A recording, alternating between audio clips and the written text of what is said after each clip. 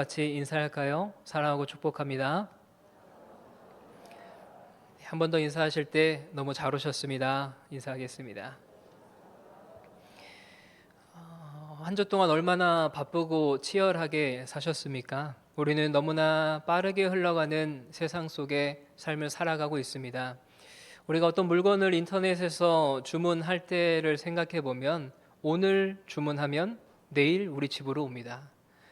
저희 집은 이 쿠팡 로켓 배송을 참 애용합니다.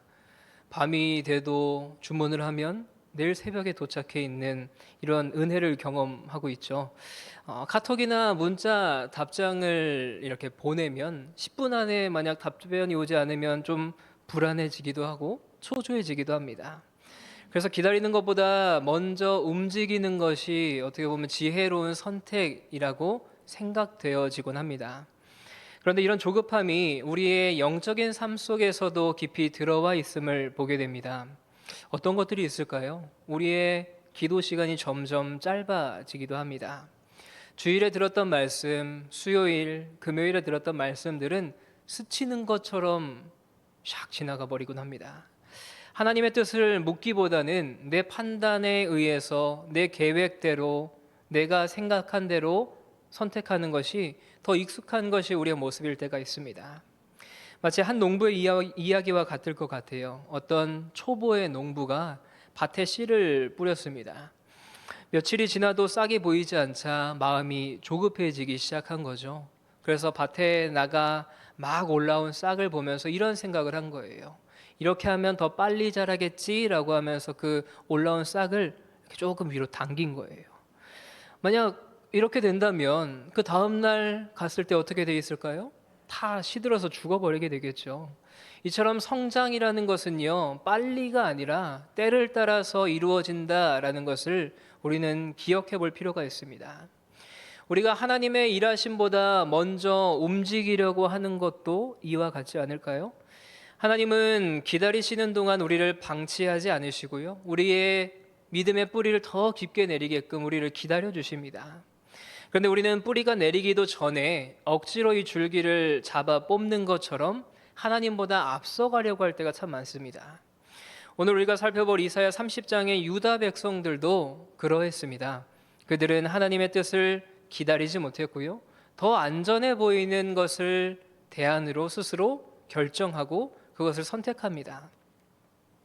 겉으로 봤을 때는 이것이 지혜로운 선택인 것처럼 보였지만 그 길은 결국 무너짐의 길이었습니다.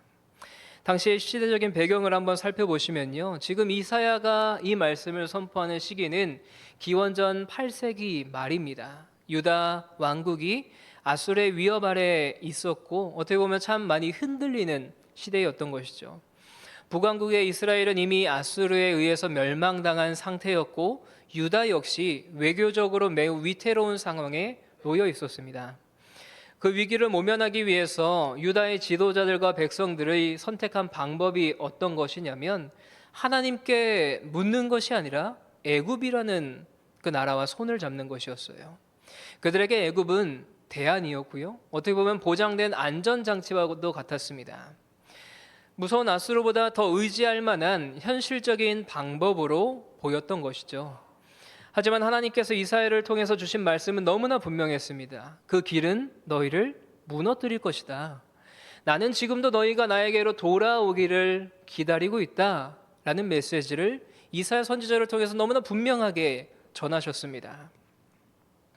하지만 당시의 유다 백성들의 영적인 상황을 한마디로 요약하자면 말씀을 듣기 싫어하는 백성들이었습니다.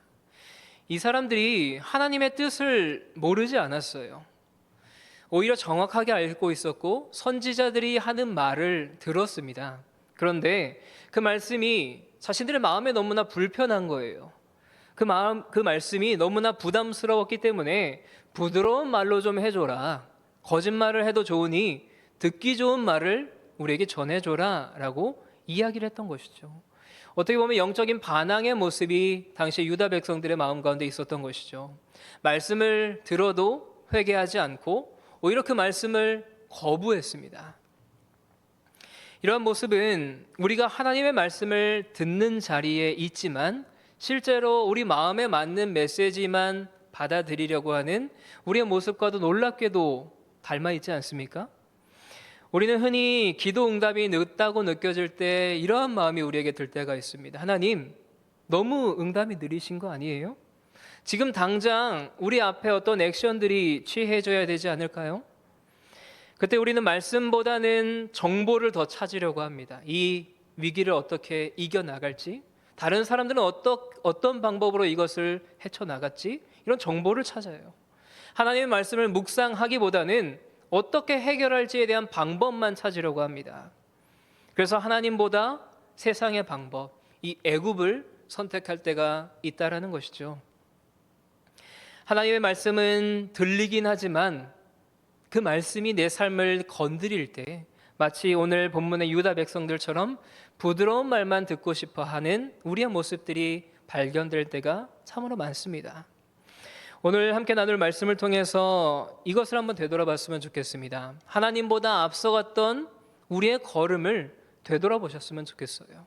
말씀 앞에서 불편해하면서 피했던 우리의 마음을 정직하게 한번 되돌아보셨으면 좋겠습니다. 그리고 무엇보다 모든 실패 속에서 우리를 기다리시는 하나님의 은혜를 다시금 만나게 되는 저 여러분 되시길 주님의 이름으로 간절히 축복합니다. 우리가 함께 먼저 살펴볼 것은요, 말씀을 거부하는 마음은 무너짐의 시작이다. 한번 같이 따라해 보실까요? 말씀을 거부하는 마음은 무너짐의 시작이다. 오늘 보면 9절의 말씀은요, 백성을 향한 하나님의 무거운 탄식의 마음이 담겨져 있습니다. 하나님께서 이사야에게 명확하게 지적하셨던 유다 백성들의 영적인 실상을 기록하고 있는데, 우리 9절의 말씀을 한번 같이 읽어보도록 하겠습니다. 9절 함께 읽을까요? 대저 이는 패역한 백성이요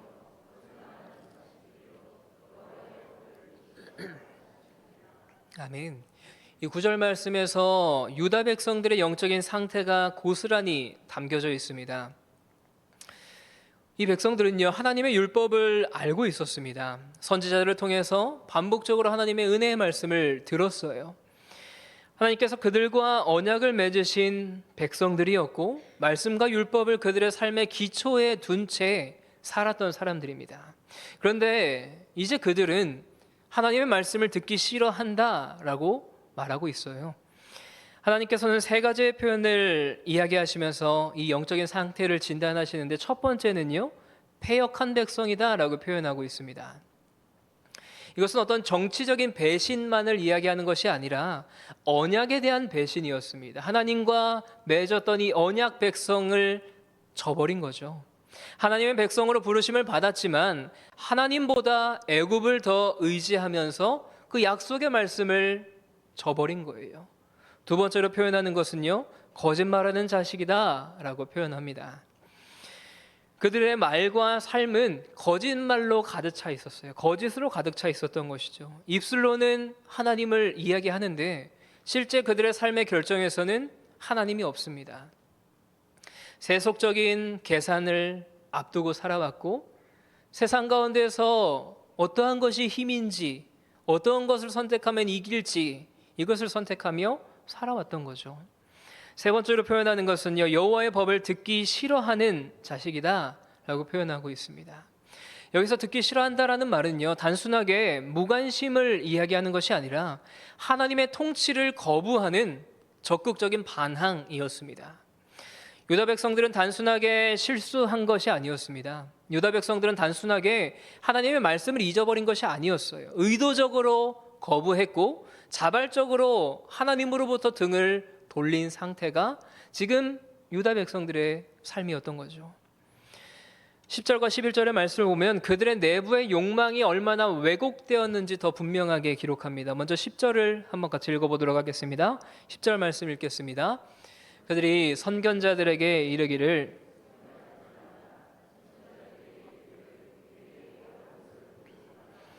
우리에게 부드러운 말을 하라, 거짓된 것을 보이라. 아멘. 선견자가 누구입니까? 환상을 보는 사람이죠. 선지자는 누구예요? 하나님의 메시지를 전하는 사람입니다. 그런데 유다 백성들은 그들에게 하나님께 받은 메시지를 전하지 말라고 이야기하는 거예요. 이게 얼마나 끔찍한 일입니까? 하나님의 말씀이 그들이 듣기에 너무나 날카로운 거예요. 그들이 듣기에 너무나 부담이 되니까 듣기 편한 말로 바꾸어서 전달해 줘라 라고 말하고 있습니다. 심지어는요, 거짓된 것이라도 좋으니 부드러운 말로 해달라 라고 말하고 있는 거예요. 그들은 진실보다는 어떤 감정적인 위로를 요구했고요, 하나님의 뜻보다는 자기의 확신, 경고보다는 자기의 합리화를 받아들이고 싶어 했던 것이죠. 11절의 말씀을 보면 더 노골적으로 요구합니다. 11절 말씀이 이렇게 기록합니다. 너희는 바른 길을 버리며 첩경에서 돌이키라.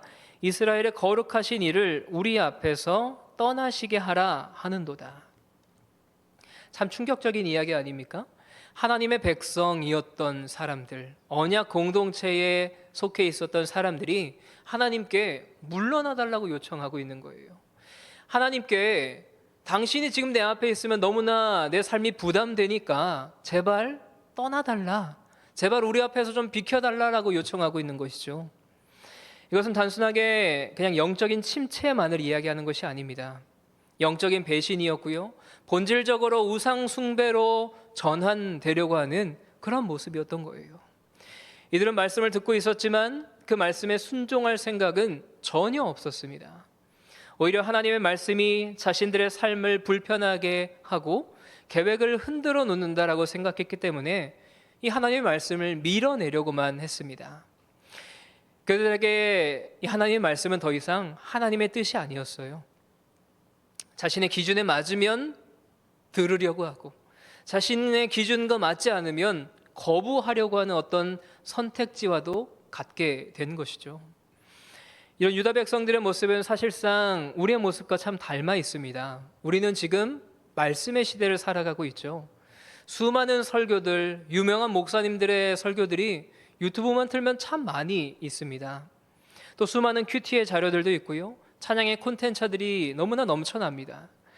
이전에 그 어느 시대들보다도 하나님의 말씀을 쉽게 접할 수 있는 시대가 지금 우리가 살아가고 있는 시대 아닙니까? 그런데 동시에 이전에 그 어느 때보다도 말씀을 깊이 듣지 않는 시대이기도 합니다. 우리는 말씀을 듣지만 내가 듣고 싶은 부분만 들어요. 우리 마음에 위로가 되는 부분만 듣고요, 내 현실을 지지해주는 말씀만 듣고 싶어 합니다. 회개를 촉구하는 말씀이 우리에게 들린다면, 우리의 우상을, 우리의 죄악된 모습을 지적하는 말씀이 들린다면, 내 삶을 바꾸라고 요구하는 말씀이 들린다면 그 말씀을 조용히 무시합니다. 조용히 건너뛰려고 합니다. 이것이 지금 우리가 살아가고 있는 삶의 현실이라는 것이죠. 그런데 더 무서운 것은요, 이렇게 순종을 전제로 듣지 않는 태도가 내 삶의 신앙의 태도가 되어버린다는 거죠. 내가 좋아하는 말씀만 취하게 되고, 내가 나를 불편하게 하는 말씀이 들린다면 무시하는 유다 백성들의 모습이 우리의 모습일 때가 있습니다. 유다 백성들처럼 부드러운 말만 듣고 싶어 하고, 나에게 좋은 말만 듣고 싶어 하는 모습이 우리의 태도가 될 수 있다는 것이죠. 말씀이 부담이 될 때 우리는 그것을 피하려고 합니다. 말씀이 불편하다면 우리는 그 말씀을 뒤로 밀어내려고 한다는 거죠. 하지만 바로 그 순간부터 우리의 영적인 무너짐이 시작됩니다. 하나님의 말씀은 우리의 삶을 찌르기도 하고요, 때로는 아프게 하기도 하고요, 때로는 우리에게 회개를 요구하기도 합니다. 왜냐하면 하나님의 말씀은 생명의 칼이기 때문이에요. 우리 잘 알고 있는 히브리서 4장 12절의 말씀을 우리 한번 화면을 보시면서 같이 읽어보도록 할까요? 함께 읽겠습니다. 하나님의 말씀은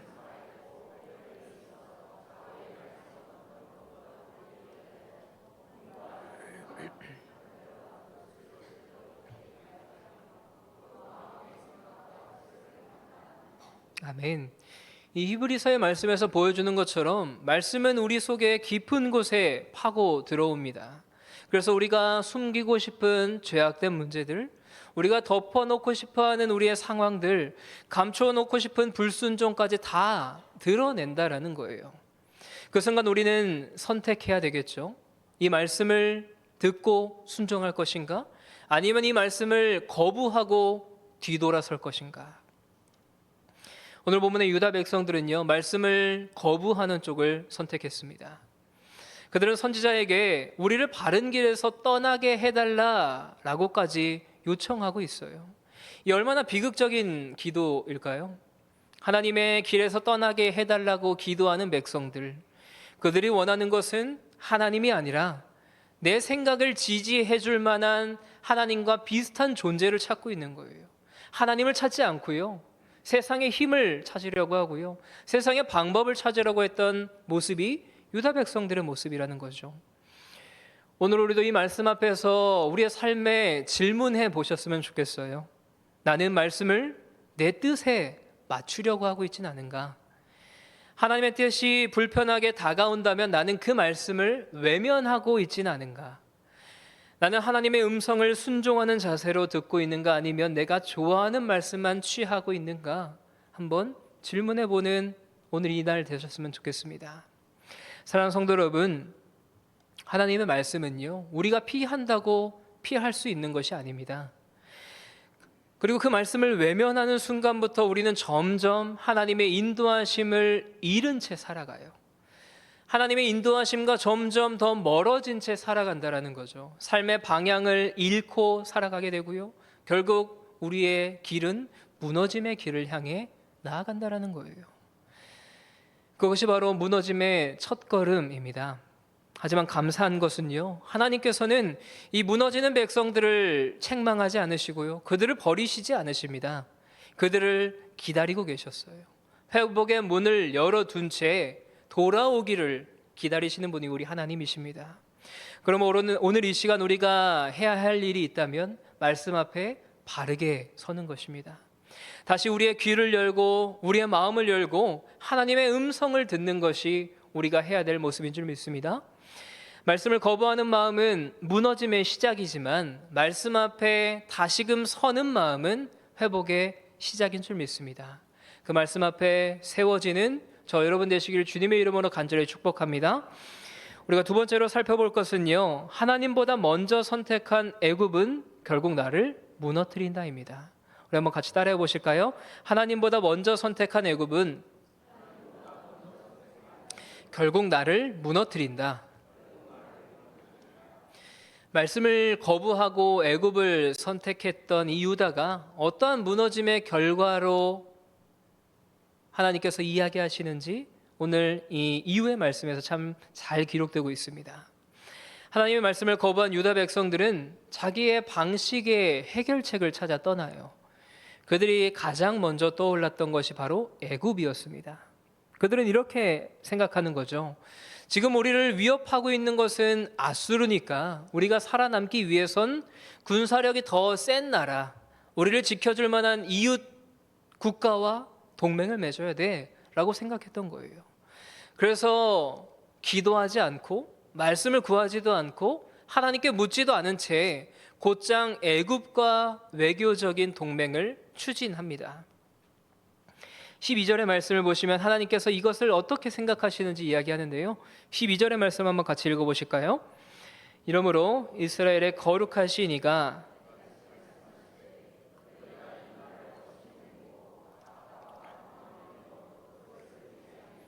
아멘. 하나님께서는 이 유다 백성들의 선택을 단지 어떤 정치적인 판단이 잘못되었다라고 여기지 않으십니다. 이것을 영적인 문제로 보셨고 신앙의 문제로 보셨고 하나님에 대한 불신으로 보셨습니다. 하나님께 묻지 않았고 하나님의 뜻을 기다리지 않았고 하나님보다 먼저 애굽을 선택한 그 결정을 하나님께서는 나를 멸시하고 나를 업신여겼다라고 이 12절의 말씀에서 표현하고 있어요. 유다 백성들이 하나님의 말씀을 저버린 자리에 붙잡은 것이 무엇입니까? 압박과 허망이었다라고 기록하고 있습니다. 압박이라는 단어가 어떤 단어일까요? 강제, 억압, 폭력이라는 뜻을 가지고 있습니다. 즉 유다 백성들이 기대하고자 했던 애굽의 방식은 정의와 평화의 방식이 아니었어요. 세상의 무력의 방식이었고 강압의 방식이었던 거죠. 어떻게 보면 이것은 하나님께서 이야기하시는 정의와 참 반대되는 이야기 아니겠습니까? 또 허망이라는 것이 무엇입니까? 헛된 것, 무가치한 것, 실속 없는 것을 의미합니다. 겉으로 보기에는 대단해 보이지만 실제로는 아무것도 아닌 것을 유다 백성들은 택한 거예요. 하나님께서는 지금 유다 백성들에게 이렇게 말하고 있는 거죠. 너희가 애굽을 붙들면서 현실적으로, 정치적으로, 군사적으로 해결책을 찾지만 그것은 내가 봤을 때는 헛된 것이다. 내가 봤을 때 그것은 속 빈 약속이다. 거짓된 희망이다라고 이야기하고 계신 것 아니겠습니까? 하나님께서는 이 선택이 결국 어떤 결과를 가져올지 유다의 상황을 비유적으로 참 잘 묘사해 주십니다. 13절의 말씀을 우리 한번 같이 살펴볼까요? 13절 함께 읽도록 하겠습니다. 이 죄악이 너에게 마치 무너지려고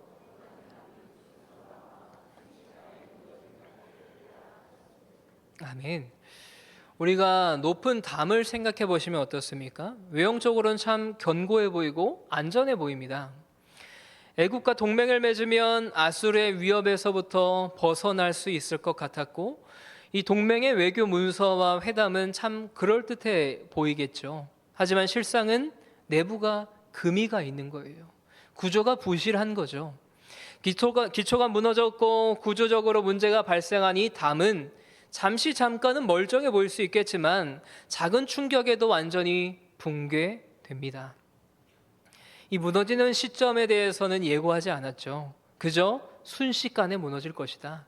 갑자기 무너질 것이다 라고 이야기하고 있는 거예요. 이것은 단순하게 위기만을 이야기한 것이 아니라 예상하지 못한 붕괴와 예고 없는 파멸을 이야기하고 있는 것이죠.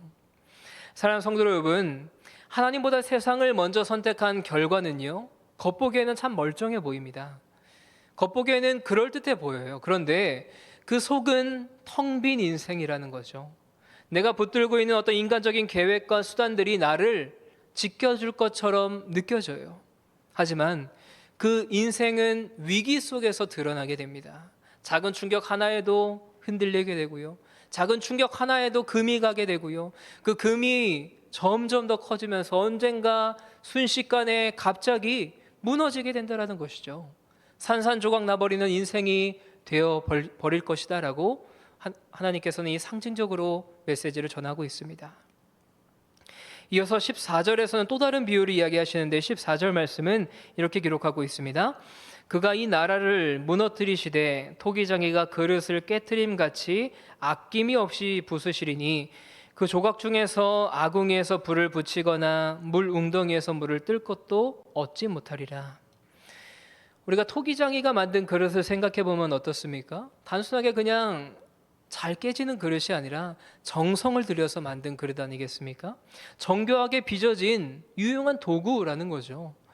즉 하나님께서 목적을 가지고 빚으신 존재가 바로 이스라엘 백성들이었어요. 하나님의 뜻에 맞춰서 하나님께서 사용하시기 위해 빚으신 그릇이 바로 유다 백성들 아니었습니까?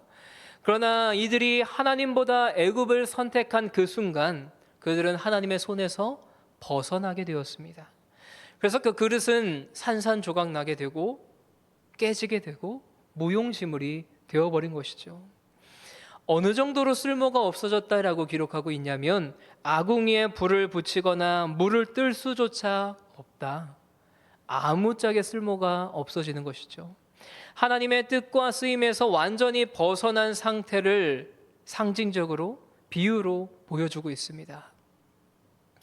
하나님께서 너무나 단호하게 말씀하세요. 회복할 수 없을 만큼 너희가 깨어지게 될 것이다. 그 부서진 조각은 아무 일에도 쓸 수가 없겠죠. 그저 버려지는 쓰레기처럼 되어버리는 것이 하나님보다 애굽을 먼저 선택한 백성들의 결과라고 이야기하고 계세요. 사랑하는 성도 여러분, 이 말씀은 우리의 선택을 향한 경고의 메시지가 되기도 합니다. 이 본문은 그저 정치적인 외교의 잘못된 선택만을 이야기하는 것이 아니라 우리의 삶의 신앙의 여정 속에서 우리가 하나님의 뜻보다 앞서 선택했던 애굽, 그 모든 결정들을 이야기하고 계시는 거예요. 오늘날 우리에게 애굽이라는 것이 어떠한 것들이 있을까요? 우리의 삶이 힘들 때 말씀보다는 또 말씀에 머물기보다는 현실적인 계산에 더 기대는 모습이 있지 않을까요?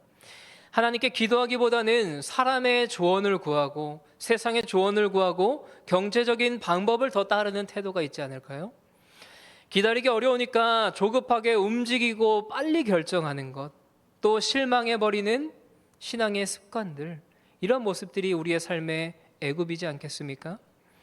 이 모든 것은요, 잠시 잠깐은 든든해 보일 수 있습니다. 그런데 하나님 없이 먼저 붙든 애굽은 결국 우리를 지켜주지 못한다라는 거예요.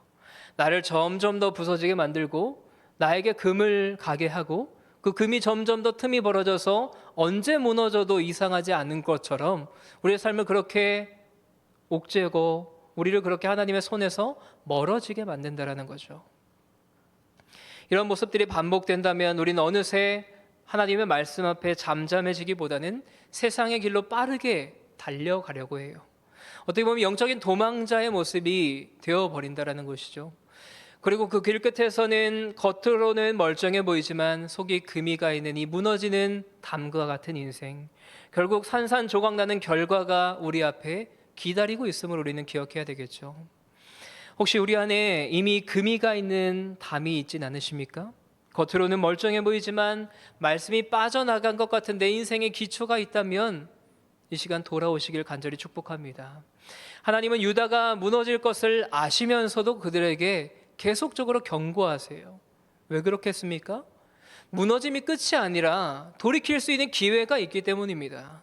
그리고 그들이 지금이라도 돌이킨다면 하나님은 그들을 보호해 주시고 그들을 사랑해 주시고 그들을 다시금 그분의 품 안에 안아 주시기 때문에 다시금 돌아오라고 이야기하고 계신 거예요. 그래서 하나님의 말씀 위에 은혜의 담을, 은혜의 건물을 세울 수 있기 때문에 하나님께서는 계속적으로 돌아오기를 이야기하고 계신 겁니다. 오늘 우리가 하나님의 말씀이 아닌 다른 어떠한 것을 먼저 더 선택했다면 지금 돌이킬 기회가 우리 앞에 열려져 있는 줄 믿습니다. 지금 돌이킨다면 주님께서는 그 돌이킴을 기다리고 계신다. 나는 은혜의 문을 활짝 열고 있다라고 우리를 초대해 주시는 줄 믿습니다. 그 하나님께 돌아오시는 저 여러분 되시길 주님의 이름으로 간절히 축복합니다. 우리가 마지막으로 함께 살펴볼 것은요, 무너진 자를 향해 하나님은 여전히 기다리고 계신다입니다. 우리 한번 같이 따라해 보실까요? 무너진 자를 향해 하나님은 여전히 기다리고 계신다. 이 오늘 본문의 마지막 대목은 모든 무너짐을 뒤덮는 은혜의 선언입니다.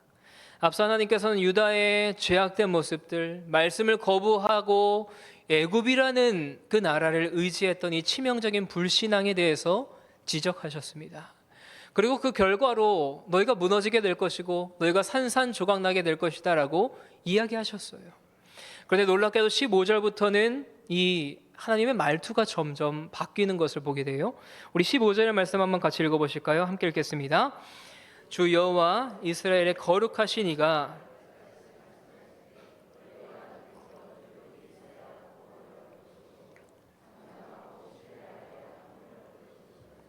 너희가 원하지 아니하고. 아멘.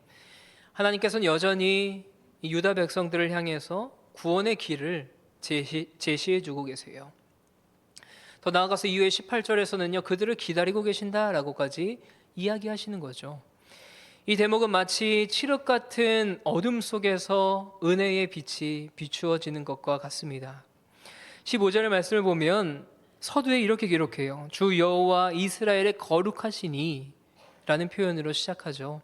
이 표현은 이사야에서 참 많이 반복되어서 사용될 만큼 하나님의 거룩함에 대해서 또 언약의 신실함에 대해서 죄를 미워하지만 하나님의 백성을 포기하지 않으시는 그 사랑의 마음이 담겨져 있는 표현입니다. 하나님은 단순히 어떤 권위자로서가 아니라 언약의 신실한 동반자로서 백성들에게 마지막 말씀을 하시는 거예요. 너희가 돌이켜야 한다라고 이야기하고 계시면서 다시금 초청하고 계신 거죠. 여기서 돌이키다라는 단어가 어떤 의미를 가지고 있을까요? 회개, 돌아섬, 방향 전환을 의미합니다.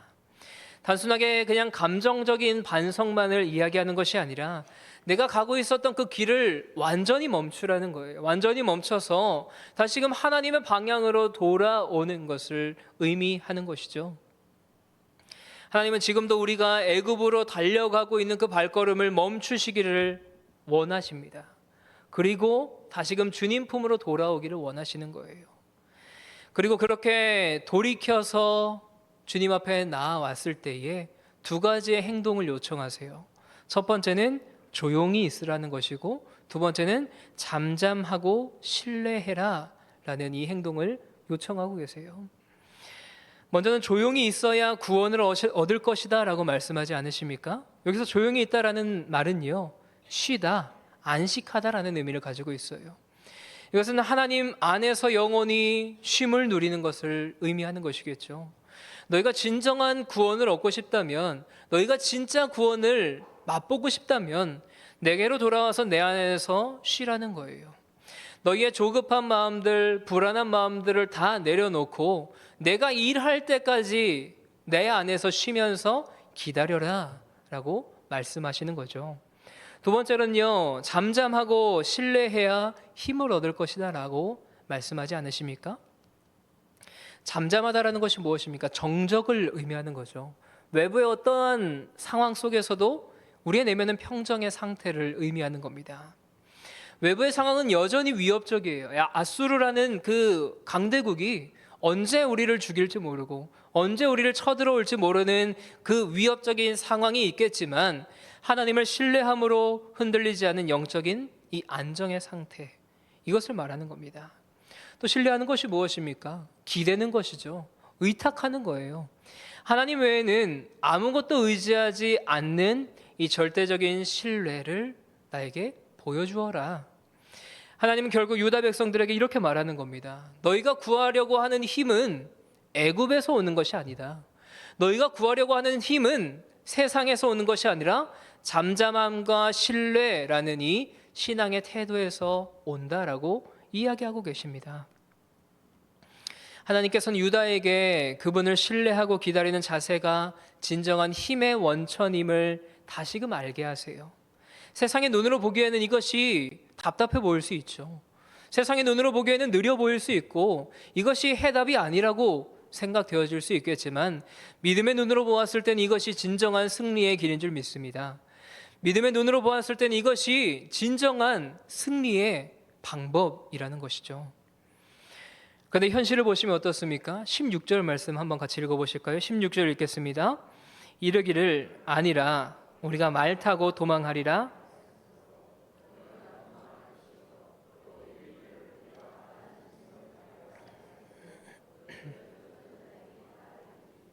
아멘. 하나님께서는 계속 이렇게 초대하시는데요, 유다 백성들은 이 초대를 받아들이지 않아요. 그들은 하나님이 주시는 안식과 신뢰의 길을 원하지 않았다라고 기록하고 있지 않습니까? 아주 적극적으로 거부하고 있습니다. 좋은 것을 계속 떠먹여 주는데, 너희가 입만 벌리고 내가 주는 숟가락에 떠 있는 이 밥만 먹으면 되는데 적극적으로 거부하고 있는 거예요. 하나님의 방법을 싫어하고 있는 것이죠. 유다는 끝까지 자신의 방법을 고수합니다.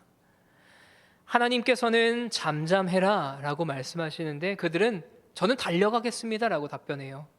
하나님은 기다리라고 말씀하시는데 이들은 애굽을 의지하겠습니다 라고 답변하고 있습니다. 사랑하는 여러분, 이것이 인간의 연약한 본성 아니겠습니까? 하나님의 뜻보다는 내 계획이 더 안전해 보여요. 하나님의 시간보다는 내 속도가 더 맞다라고 생각되어집니다. 그런데 그 길의 끝에서 그들은 말탄 자에게 쫓기게 되고요, 100명이 한 사람 앞에 도망가는 완전한 패배와 붕괴를 경험하게 될 것입니다. 하나님께서 이 정도까지 하셨으면 우리는 여기서 하나님께서 이제 화를 내시고 분노하시면서 너희 그렇게 살면 안 된다라고 역정을 내실 거라고 생각되어지는데, 본문은 그렇게 이야기하지 않아요. 18절 말씀 한번 같이 읽어보실까요? 함께 읽겠습니다. 그러나 여호와께서 기다리시나니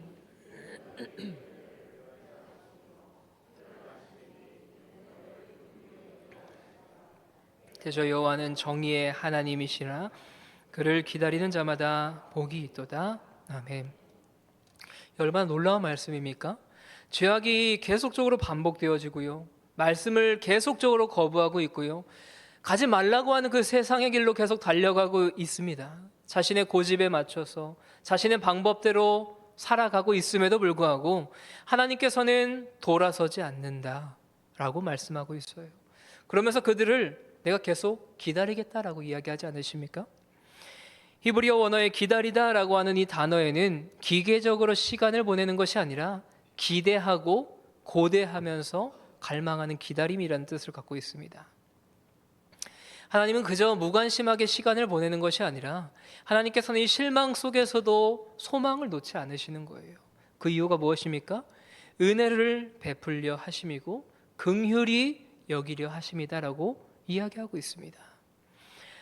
돌아올 때를 기다리시며 안타까움과 갈망으로 우리를 바라보고 계시는 하나님의 그 사랑의 마음이 담겨져 있음을 우리는 기억하셨으면 좋겠어요. 하나님께서 일하시는 이유는요, 심판하기 위해서가 아니라 구원해 주시기 위해서입니다. 긍휼히 여겨주시기 위해서 당신의 품 안에 다시금 불러서 하나님 안에 거하기를 원하는 마음으로 그들을 기다리고 계시고 일어나 계십니다. 우리가 잘했기 때문이 아니겠죠. 우리는 늘 유다 백성들처럼 내 힘을 의지하려고 하고요, 세상의 방법을 찾아 떠나려고 하지만 우리를 불쌍히 여겨주시는 그 하나님의 마음, 우리가 돌이키기만 한다면 다시금 우리를 그 넓은 품 안에 우리를 안아주시려고 하는 그 하나님의 마음이 너무나 잘 담겨져 있다라는 것이죠. 이사야 30장의 절정은요, 무너짐이 아니라 회복의 가능성입니다. 우리는 종종 우리의 불순종으로 인해서, 우리의 조급함으로 인해서, 우리의 선택의 결과로 인해서 하나님께 돌아갈 자격이 없다고 느껴질 때가 있어요. 그런데 하나님은 말씀하시는 거죠. 내가 너희를 기다렸다라고. 너희가 돌이키기만 한다면 나는 너희를 긍휼히 여길 준비가 되어 있다라고 우리에게 말씀해 주시는 줄 믿습니다. 사랑하는 성도 여러분, 하나님께서는 우리가 바른 길을 걸어서가 아니라 우리가 돌이켰기 때문에 우리에게 은혜를 베풀어 주시는 줄 믿습니다. 이 말씀이 오늘 우리를 향한 부르심임을 기억하셨으면 좋겠어요. 아직 내가 붙들고 있는 애굽이 있다면 하나님 앞에 내려놓고 돌아오기를 우리를 초대하십니다. 내 삶이 지금 무너짐 가운데 있다면 하나님께서는 거기서 멈추어 서서 말씀 앞에 잠잠히 서라고 우리를 초대해 주시는 줄 믿습니다. 오늘 이 자리 가운데서 돌이킨다면 하나님의 은혜가 우리에게 준비되어 있다라는 것이죠.